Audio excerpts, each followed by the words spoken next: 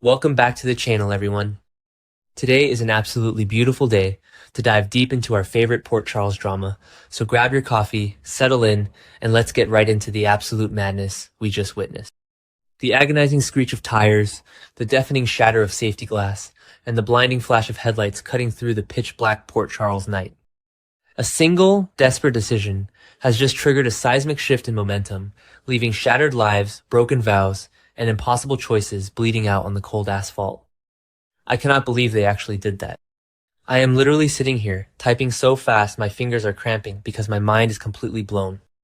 I mean, what on earth were the writers thinking? And also, how dare they make it this incredibly good? I am so furious and so captivated at the exact same time. Let me just get this out right now before I even attempt to break down the scene. Harrison Chase has officially lost his absolute mind. He threw away his entire life, his career, his badge, and his marriage to Brooklyn for Willow Kane. Yes, you heard me right. He threw it all away for the woman who has been manipulating everyone in town for months. I am screaming at my television. Am I the only one who feels like they need a support group after watching that episode? Because let's just be real for a second. Chase has always had a massive white knight syndrome. We have been watching him play the hero since he first arrived in Port Charles. I've been watching this show religiously since 2015, and this is without a doubt the absolute worst and yet the most thrillingly destructive thing they have ever done to his character. Remember when they tried this kind of good cop goes rogue to save a girl storyline with Dante years ago? Yeah, didn't work then either. But this is on a whole different level of catastrophic. Chase is a sworn police officer. He literally just got his detective shield back from Anna Devane. And he tosses it all into the garbage disposal because Willow turned on the waterwork. I am so mad at him, but I also literally cannot look away. So let's back up and talk about exactly how we got to this horrific. We all know Willow has been backed into the tightest corner imaginable. Jen Sidwell's trial is looming, and Willow is utterly terrified that her deeply illegal, highly criminal association with him is going to be exposed to the public. She has been using Sidwell's black market paralytic drugs to keep her own husband, Drew Kane, locked in a fake stroke state, which, by the way, is still the most unhinged villain era Willow has ever had. And I know some people are loving this Dark Willow, but personally, I miss the days when she was just a sweet, innocent school teacher. Wait, no I don't. This is way more entertaining. Okay, back to the point. Willow is freaking out. And she has every right to freak out because Drew is rapidly regaining his speech and his mobility.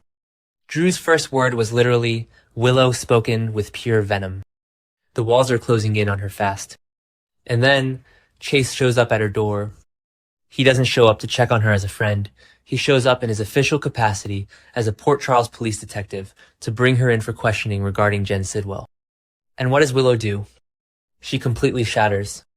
I mean, the actress played it brilliantly. The trembling hands, the hyperventilating, the sheer, unadulterated terror in her eyes. She knows that if she walks into the PCPD interrogation room, she might never walk out a free woman. She knows Michael Corinthos will immediately take full custody of her kid. She knows her congressional career is over. She knows she is going to a federal prison. So she begs. She cries these massive, agonizing tears and pleads with Chase to just pretend he couldn't find her.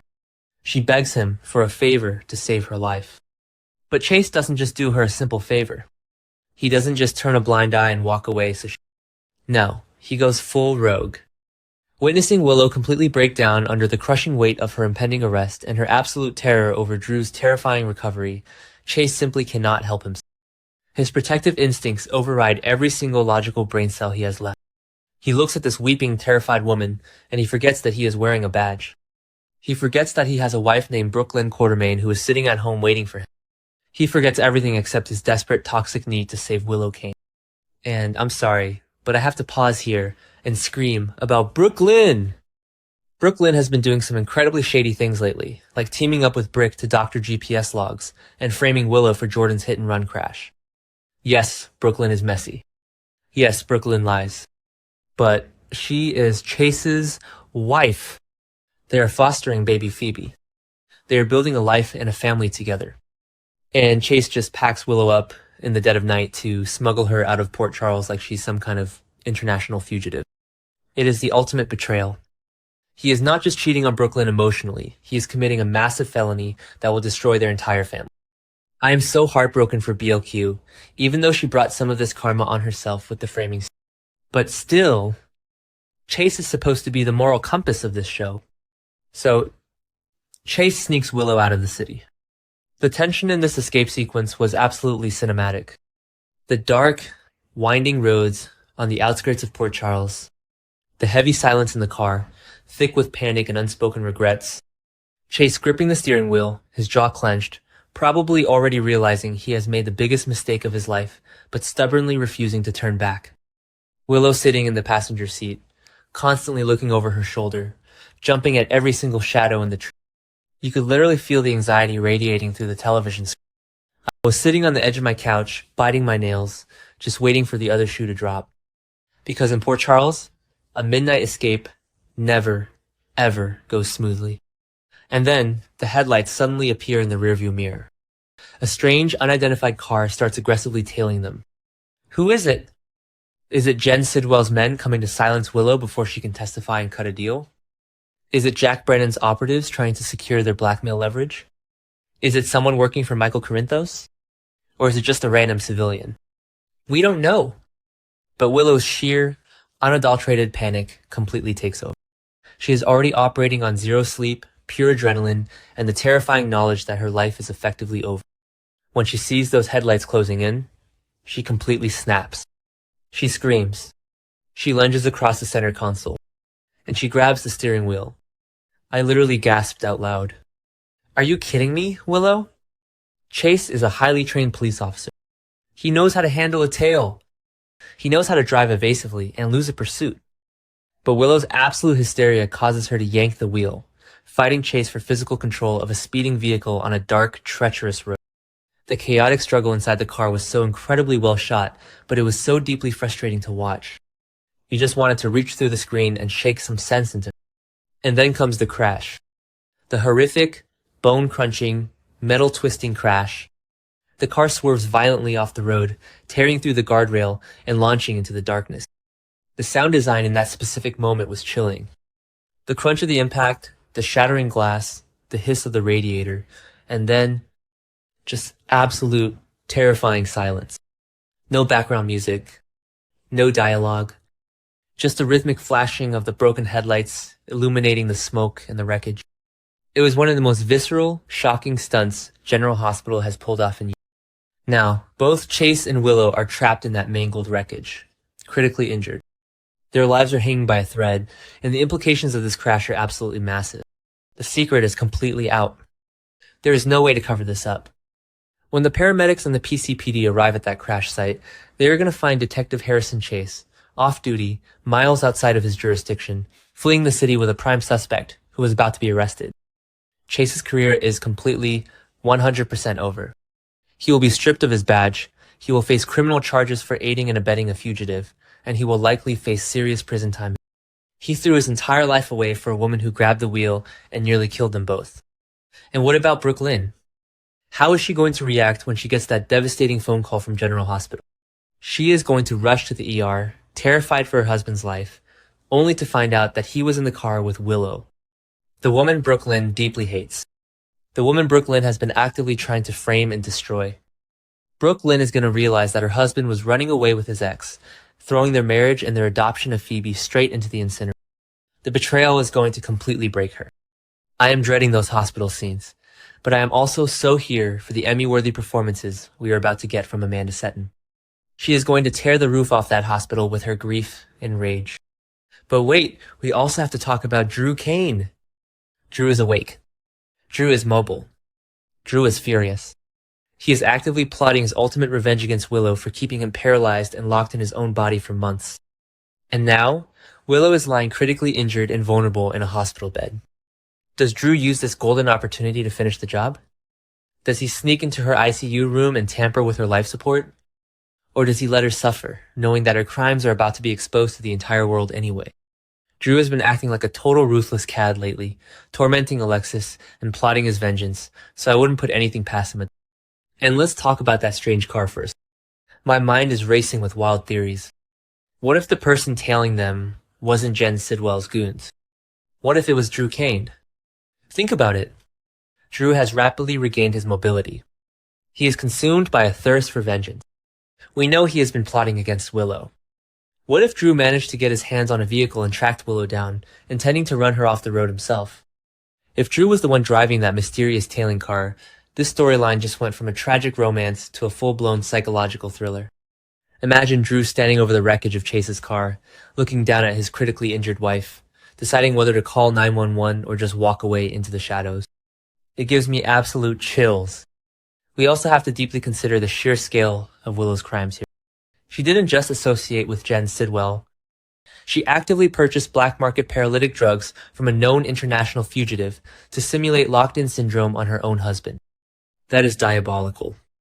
That is the kind of crime that gets you locked away in Pentonville for decades. And Chase, a sworn officer of the law, a man who has dedicated his entire life to justice, looked at all of that and said, "Yeah, I can fix her." It is the most frustrating, toxic dynamic on daytime television right now. Chase has spent years trying to be the good guy, but his fatal flaw has always been his desperate need to rescue damsels in distress. He did it with Nell Benson years ago, and look how that turned out. Tracy Quartermaine was completely right when she compared Willow to Nell. They are two sides of the same manipulative coin, and Chase is the eternal victim of their chaos. And how is the PCPD going to recover from this massive scandal? Anna Devane is already hanging on by a thread.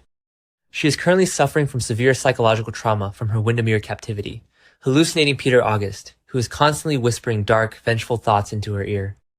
When Anna discovers that one of her most trusted detectives aided and abetted a fugitive, she is not going to handle it with grace. The 1985 DVX ruthless version of Anna Devane is going to come out swinging. She will make a brutal example out of Harry. She will throw the absolute maximum charges at him. And Dante Falconeri, Chase's best friend and former partner, is going to be caught right in the middle of the crossfire. Dante is going to have to slap the handcuffs on Chase's hospital bed. I mean, look at the ripple effects. Michael Corinthos is going to use this crash to completely obliterate Willow in family court. He already wanted full custody of their kids, and now he has the ultimate ammunition. Your Honor, my ex-wife is a criminal who fled police questioning and caused a near-fatal car crash while trying to escape justice. Willow will never see those kids again. Michael is going to win, and he's going to be so incredibly smug about it, which I also hate because Michael has been acting like a ruthless corporate raider lately. I know some people are loving this dramatic twist, but personally, I am just so conflicted. I love the drama, but I hate seeing Chase's character assassinated.